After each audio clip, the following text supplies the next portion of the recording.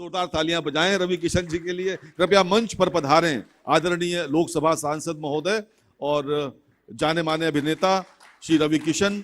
मित्रों, उत्तर प्रदेश में अवधी और भोजपुरी फिल्मों के चाहने वालों का एक बड़ा दर्शक वर्ग पाया जाता है। याद करिए 1963 की गंगा मैया तोहे पीरी चढ़ाइबे और दिलीप कुमार की 1961 की मेरे पैरों में घुंघरू बंधा दे तो फिर मेरी चाल देख ले।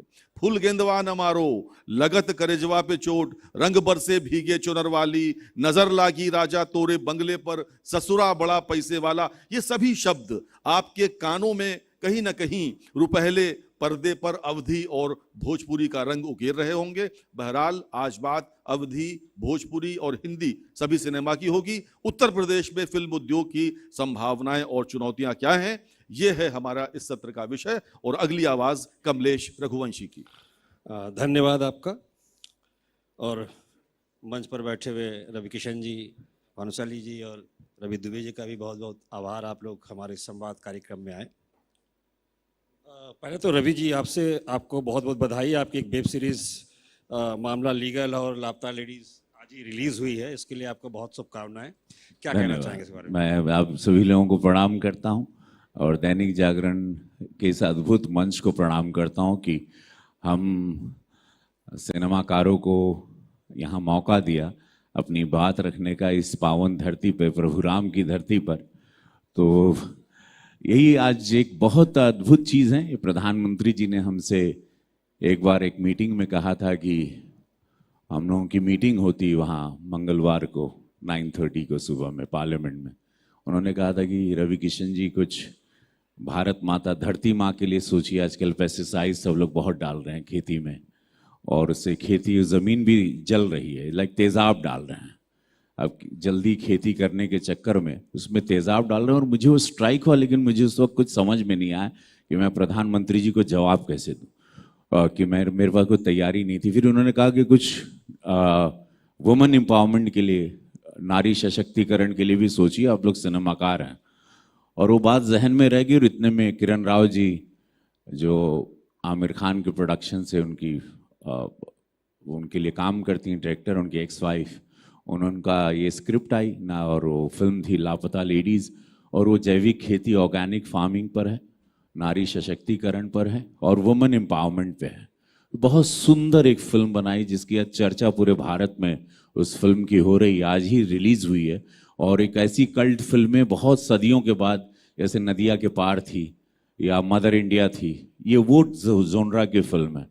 बहुत कमाल की फिल्म बनी है। और मामला लीगल है, वकीलों पे नेटफ्लिक्स ने एक बनाई है। वकीलों की ज़िंदगी को लोग अक्सर देखते हैं कि बड़ी बोरिंग होती है या तारीख पे तारीख, तो उसमें बड़ा अच्छा पोशंपा फिल्म ने, एक राइटर राहुल पांडे डायरेक्टर है, उन्होंने एक अच्छा नेटफ्लिक्स ओरिजिनल ने प्रोड्यूस किया कि वकीलों की ज़िंदगी में कैसे खुशनुमा भी चीज़ें होती हैं और ऐसी ऐसी इसमें कहानियाँ हैं। जैसे एक तोते ने किसी को गाली दी थी, पड़ोसन को, एक पड़ोसी को, तो तोते को बकायदा कोर्ट में उसकी पेशी हुई।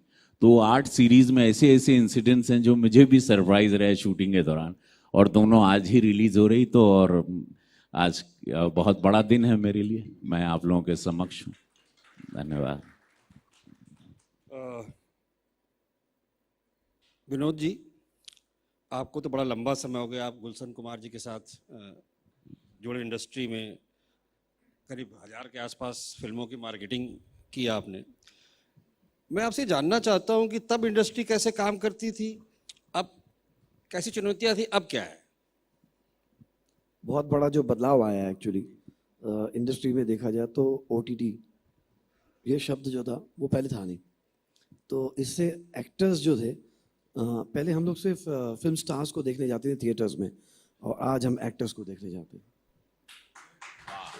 क्या बात।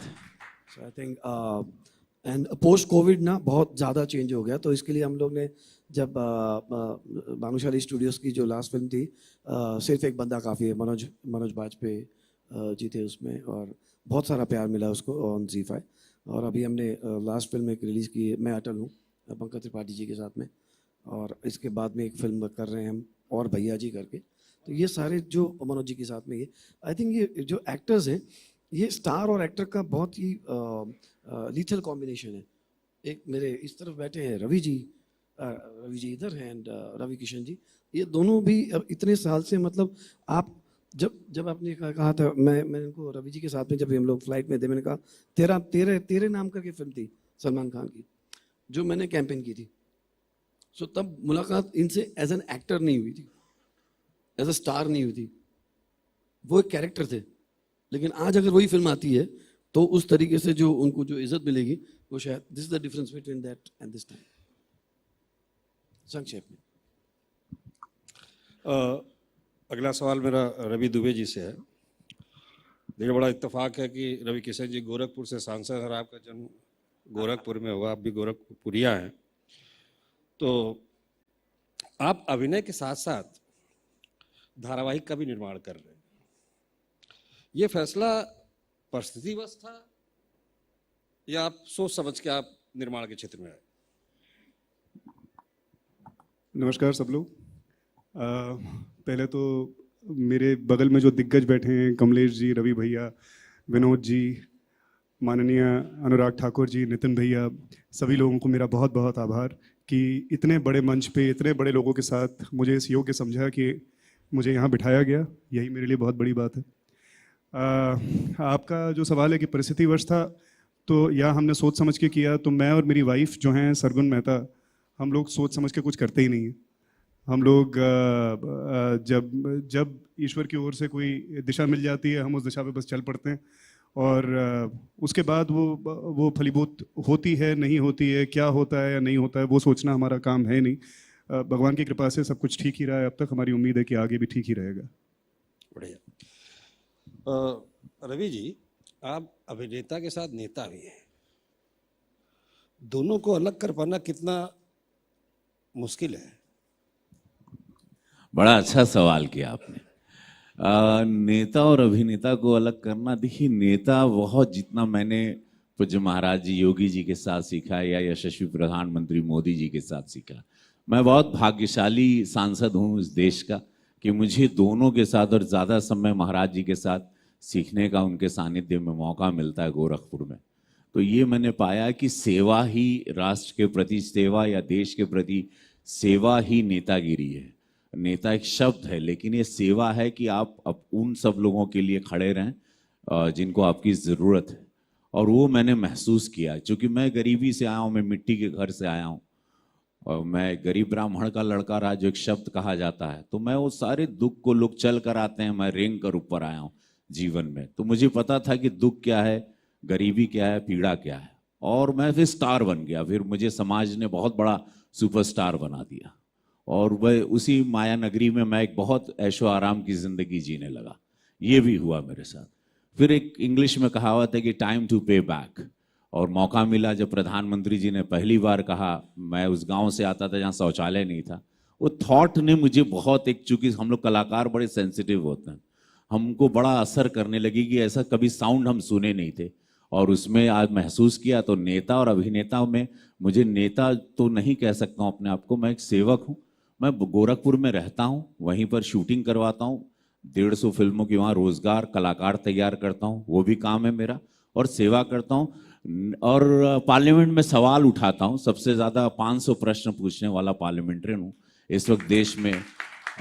टॉप 10 पार्लियामेंट्री में नाम, सारे बड़े बिल्स हमारे नाम पे, ड्रग्स इश्यू हो, नारकोटिक्स हो, पॉपुलेशन कंट्रोल बिल हो, अनगिनत चीज़ों को मैं, तो ये पता नहीं, मैं इसको, मुझे बहुत इसको सिंपल देख लिया कि बहुत सादगी के साथ आपको काम करना है, और इसमें कुछ ड्रामा वाला कुछ ओढ़ोगे नहीं, तो आप बहुत ईमानदारी से, आप 5 साल हमारे अभी तक महादेव की इज्जत से अच्छे से बीत गए, और मैं उसके लिए अपने गोरखपुर को धन्यवाद, और देश की जनता को, मैं महाराज जी को बहुत धन्यवाद देना। मैं उनसे बहुत सीखता रहता हूँ, योगी जी से। आपने बात की कि आप गोरखपुर में भी फिल्मों का निर्माण कर रहे हैं, शूटिंग करवा रहे हैं, तमाम चीज़ें कर रहे हैं, और आप कहते भी गोरखपुर में फिल्म सिटी बनाऊंगा। एक फिल्म सिटी, देश की बड़ी फिल्म सिटी नोएडा में बनने की बात हो रही है, दूसरी आप गोरखपुर में बनाने की बात कर रहे हैं। एक ही जगह दो फिल्म सिटी। देखिए, बहुत अच्छा प्रश्न किया। जो महाराज जी बना रहे हैं राज्य सरकार, वो बहुत बड़ी है, वो 1000 एकड़ में बन रही है। बम्बई की फिल्म सिटी 500 एकड़ में है। बम्बई की फिल्म सिटी में वो फैसिलिटीज नहीं है। ये देश में जो हमारी फिल्म इंडस्ट्री है, हम लोग आप लोगों को, बहुत कम लोगों को पता होगा कि हम लोग सबसे ज्यादा फिल्म बनाते हैं। We are the largest producer in the world. हम पूरी दुनिया में हम लोग 1000 फिल्म बनाते हैं। अब उनके लिए हमारे पास उतनी जगह नहीं है। वेब सीरीज बन रही है, सीरियल बन रहा है, फिल्में बन रही है, भोजपुरी बन रहा है, नेपाली हिंदी बन रही है, मैथिली बन रही है, गुजराती, मराठी, इतनी फिल्में, इतनी भाषाएं, इतने रियलिटी शोज की सेट्स नहीं है। मट आइलैंड में जाओ, रवि बाबू बनाते हैं तो उनको पंजाब जाना पड़ता है शूटिंग के लिए। भोजपुरी इंडस्ट्री के लिए कोई जगह ही नहीं है। भोजपुरी का नाथ इंडस्ट्री है। क्योंकि इसकी रचना रचने में मेरा बहुत बड़ा योगदान है। आज 1 लाख लोगों को रोजगार मिलता है। ये इंडस्ट्री की रचना, ये इंडस्ट्री मेरे दिमाग की उपज थी जब ये बंद हो चुकी थी। आपने जो सब नाम लिए, इसके बाद इंडस्ट्री बंद हो गई। तब 2001 में हम सैया हमार फिल्म लेके आए। मोहन जी प्रसाद जी को धन्यवाद। और वहां पे मैंने सोचा कि ये इंडस्ट्री आ सकती है। लोग हमको पागल कहते थे, क्या ये हो ही नहीं सकता कि भोजपुरी के देखी हो, कुल हिंदिया देखा ताड़ा नहीं, भोजपुरी चला, ये पगला गए बाड़न। हम बोले नहीं, पगला तो नहीं के गई नहीं, महादेव को भक्त है, देखा देगी बहुत बड़का एगो भोजपुरी इंडस्ट्री आवा था। माई के बोली हमार के काहे नहीं देखी। अब माई के बोली में फिल्म बनाई, दुनिया देखी, देश होकर चर्चा करी, और इनमें लोग कमैया कहिया। तो हमके लगा कि नहीं हुई, कैसे हुई। अब हम जितना हम हिंदी सिनेमा से सीखे थे, अब कुल हम हर लगाए लगे। सैया हमारे पूरा styling, everything, editing, best music, style, dance, heroine, मेहनत करे लगे। फिल्म हमारा तड़ तड़ तड़ चले लगल। तब मनोज तिवारी आ गई ना बम्बई, तभी आ गई ना, सब आ गए, दिनेश आ गई ना, पवन आ गई ना, खेसारी आ गई ना, और सिनेमा बढ़ गई। अब ओके, लेकिन एगो छत चाहिए। तो छत भोजपुरी इलाका में हुई। भोजपुरी इलाका बा गोरखपुर, गढ़ है, रोजगार मिलेगा। मैंने कलाकार ट्रेन कर दिया। वहां रंगमंच बहुत अच्छा चलता। महाराज जी ने वहां 1100 करोड़ का एक प्रेक्षागृह बनाया। वहां थिएटर चलने लगा है, बच्चे तैयार हैं। अब खाली मेन एक्टर को बंबई से लाओ, कुल एक्टर बाकी मैं आपको देता हूं गोरखपुर में। तो उस तरह से वहां 150 फिल्मों की शूटिंग, जब से हम सांसद बने, अभी भी शूटिंग चल रही है वहां, अभी भी शूट। तो रोजगार, मैं एकमात्र सांसद जो अपना रोजगार भी ले जाके लगा दिया। तो अब वहां पे भोजपुरी बनेगी, वहां हिंदी का इंडस्ट्री बनेगी, वो वहां काम करेंगे।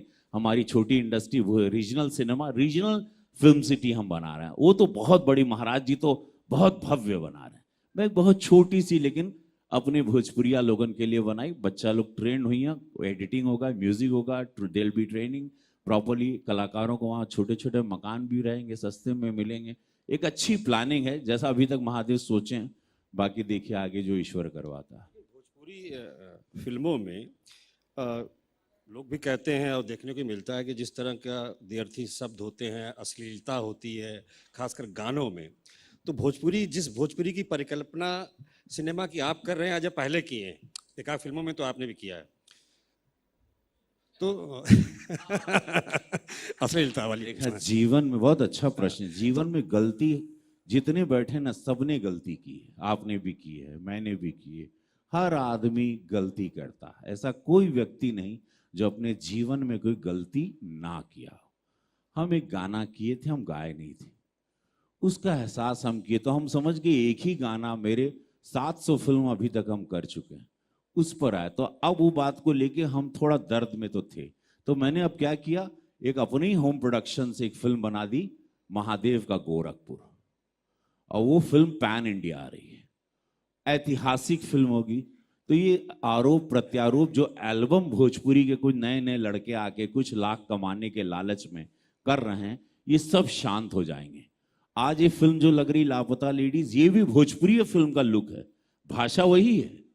ये भी एक सबक देगी आज इनको, नदिया पार टाइप का। यस, तो ये सबक मिलेगा जब हम। तो मैंने खुद ही अब फिल्म बनाई, गोरखपुर में शूटिंग की। अगले ये 29 मार्च को लगेगी फिल्म।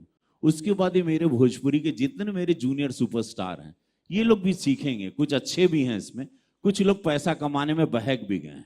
इन लोगों को लगता है कि तुरंत फेंको, ये मसाला फेंको, पैसा आने लगेगा। वो एक सबक आएगा कि नहीं, पहले तेलुगु इंडस्ट्री भी ऐसी थी, पहले मलयालम इंडस्ट्री तो बहुत ही वाहियात थी, तेलुगु तो इससे भी गंदी फिल्में बनाती थी। ये लोग भी रिवॉल्व हुए और राजमौली जैसे व्यक्ति वहां आए। राजमौली आया, बाहुबली बनाई और उसने एक रेवोल्यूशन लाया। अब तेलुगु तेलुगु सब करने लगा। पहले तेलुगु इंडस्ट्री को अश्लील सिनेमा कहा जाता था, मलयालम को तो सबसे ज्यादा अश्लील सिनेमा कहा जाता, लेकिन उन लोगों ने भी एक अपने आप को इवॉल्व किया, किया। चेंज करना पड़ेगा। आप जैसे प्रश्न आने चाहिए। दैनिक जागरण को धन्यवाद कि इस तरह की प्रश्नावली हो, ताकि मेरे जूनियर्स भी सीखें कि नहीं, इस तरह से अच्छा काम भी करना है जीवन में। पैसा ईमानदारी से और अच्छी फिल्में बना के, सार्थक फिल्म बना के, जो यश चोपड़ा बनाए हैं, राज खोसला बनाए हैं, बासु बनाए, आमिर खान बनाते रहे, शाहरुख खान, ये लोग सारे लोग जो जो अच्छी फिल्में साफ सुथरी बना के, रवि दुबे जी की सारे सीरियल, रवि हमारे छोटे भाई हैं, इनकी सारी सीरियल कल्ट होती हैं, बहुत चलती हैं और अच्छे सब हिट्स बनाते हैं। अच्छे भानुशाली जी की सारी फिल्में देखिए, अटल जी अभी इन्होंने बनाई, अटल बिहारी वाजपेयी पे जिंदा, मनोज वाजपेयी के साथ, हाँ भैया जी, नो दैट जिंदा ऑल्सो यू मेड, नो सिर्फ एक बंदा काफी है। अभी नाउ भैया जी इज कमिंग, मैंने प्रमोट भी कर दिया, देखा बात करते करते। एक एक कहल जाला दिमाग।